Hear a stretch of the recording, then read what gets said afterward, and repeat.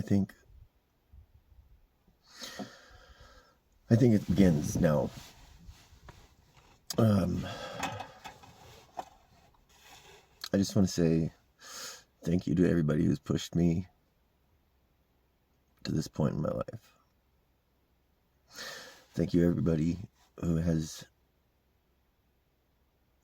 demanded better of me, who saw something inside of me that I had trouble showing. But they saw through my walls, they saw through my protections, they saw through everything that I put up in place to protect me, from the good and the bad, because life has been a mix of good in the bad and bad in the good. It's been a war inside of this vessel. Moving forward, things are going to change.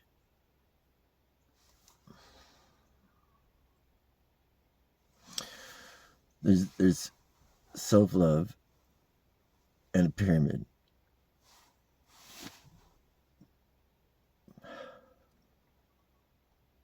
And those two things are governing my life right now. I feel like I'm connected to those pyramids in a way that is unfathomable, really. You have to believe in metaphysics, and you have to believe in the healing power of crystals, and you have to believe in transformations, and you have to believe in something much greater than you. And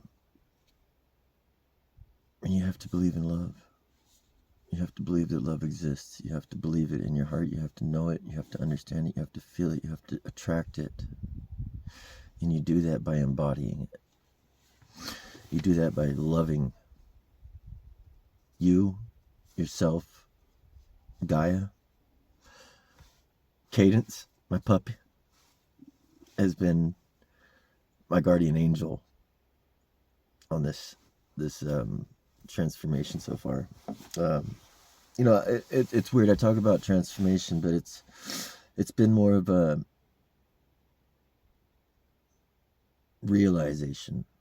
I think is the way to put that. So it's like I'm going through life realizing the way that I've done things, realizing the way that things have been done to me, realizing the patterns, the circles, the loops, the way that these things come at me.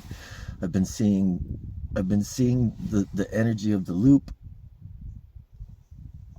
in different relationships. It's the same words in different relationships. I'm not holding the person accountable. I'm holding the energy that's been passed on accountable. Now, how that energy's been passed on, I have no clue. How it has morphed, how it's followed me, how it's been in my life as such a prominent thing. I have no clue. I have memories. I have visions of my my existence or something. I have visions of how I have visions of the star trail and following the star trail, and I have visions of the biggest fright of my life taking place. Something that has scared me in a way that again, it's unfathomable. And if you know me, then you understand what I'm talking about. And this is probably incredible that I'm able to talk about this like this right now. But it's what I have been through. It's designed to teach you.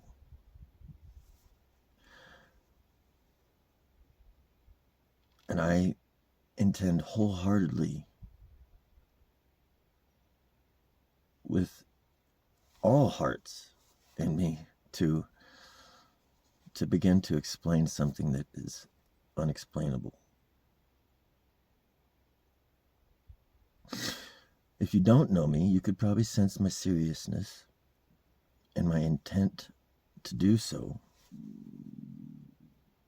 I'm sitting in front of Mount Shasta here. It's a beautiful morning view with clarity. Look at the top of that mountain. It's so clear right now. The clouds are defined. This right here is Mother Earth, Gaia, beautiful, speaking to us. This is her language.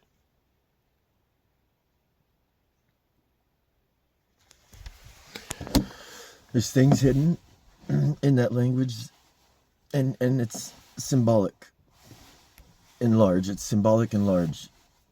And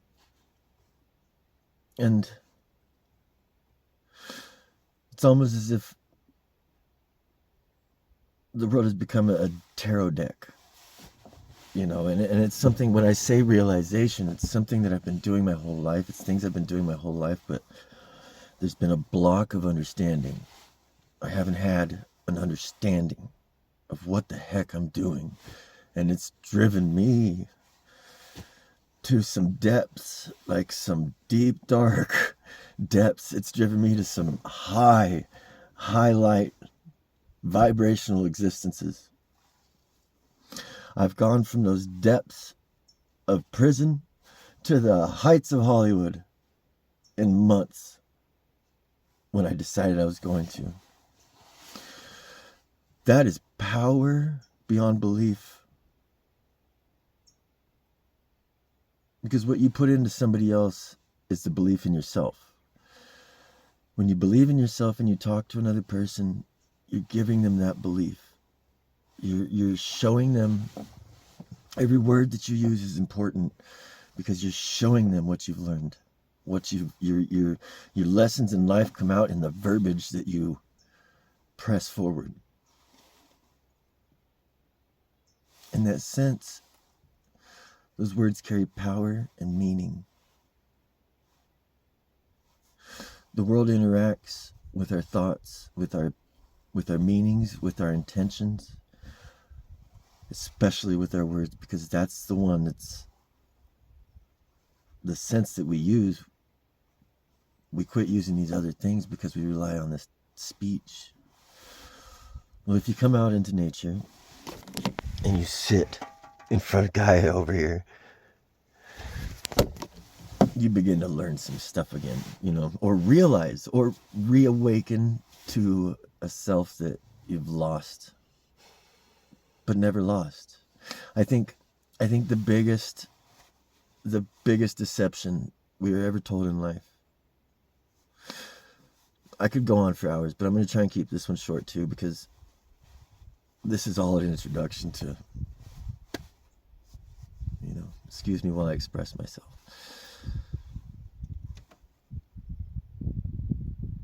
The biggest deception we are told in life is that we need to go find ourselves. When we are born, we're told we go on a journey to find ourselves. How are you supposed to go find you?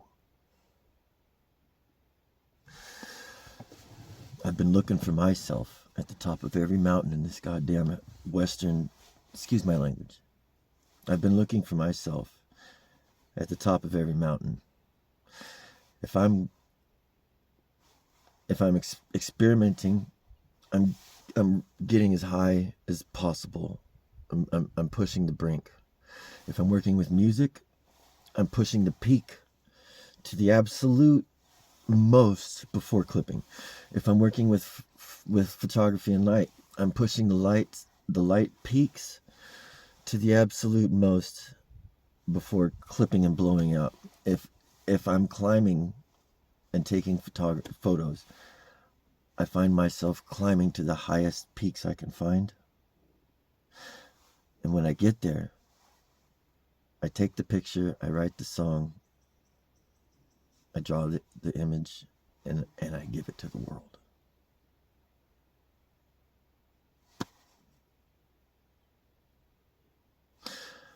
From here forward, I give myself to the world. I love you. because I know I will be back. And I want to have the good life that I plan. And I realize that unless you are having that same good life, I'm going to have this same confusing life. Let's work together, people.